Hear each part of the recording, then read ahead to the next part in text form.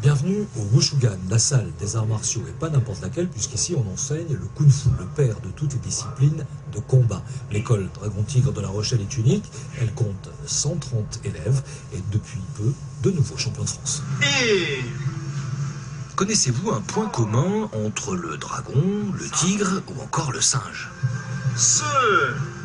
C'est en observant les différentes postures animales que l'homme chinois, 4000 ans avant notre ère, a inventé un art de défense et de combat érigé en art de vivre, le kung-fu. Il en a depuis traversé bien des frontières et des millénaires pour se retrouver là, enseigné à La Rochelle, entre le port de commerce et le stade de rugby. Un peu de la tradition Shaolin, descendue de ces monastères pour le plus grand plaisir des adeptes charentais de la boxe dite des 10 animaux. Il y a plus de 1500 styles de kung-fu différents. Le nôtre, en fait, c'est un style du Sud. On dépend de Shaolin Nan, Shaolin du Sud. La boxe des 10 animaux, en fait, c'est l'application des techniques animalières face à l'être humain. En fait, c'est l'imitation. C'est une boxe mimique, en fait.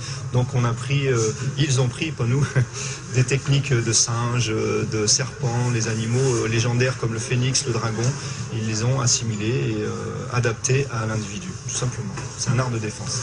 Et justement, les protégés de Shifu Rod semblent plutôt bien se défendre. Laure et Sébastien sont depuis 15 jours champions de France dans leur catégorie, avec en prime une 3e place pour Adrien.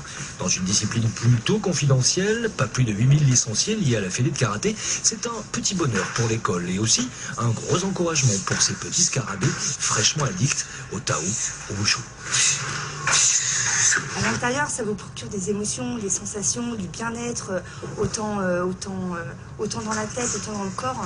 Et que si on loupe un peu d'entraînement, il y a le corps qui nous dit faut y retourner là, il y a du manque, je vous assure.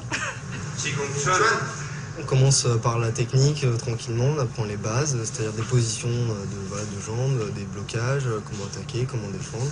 Et puis au fur et à mesure, on en vient à faire des enchaînements, donc ce qu'on appelle les Tao.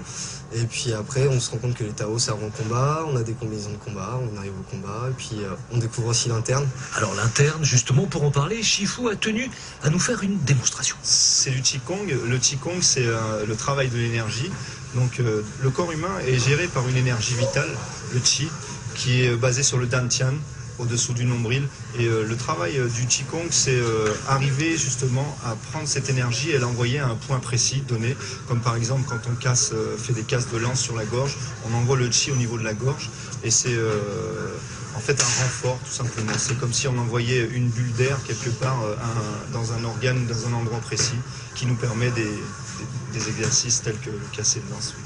Shifu et Junjiao, son assistante, ont commencé l'aventure il y a 10 ans dans les parcs à La Rochelle avec 5 élèves. Depuis peu, c'est dans leur monastère de Portneuf qu'ils accueillent les adeptes de l'art traditionnel, du Kung Fu.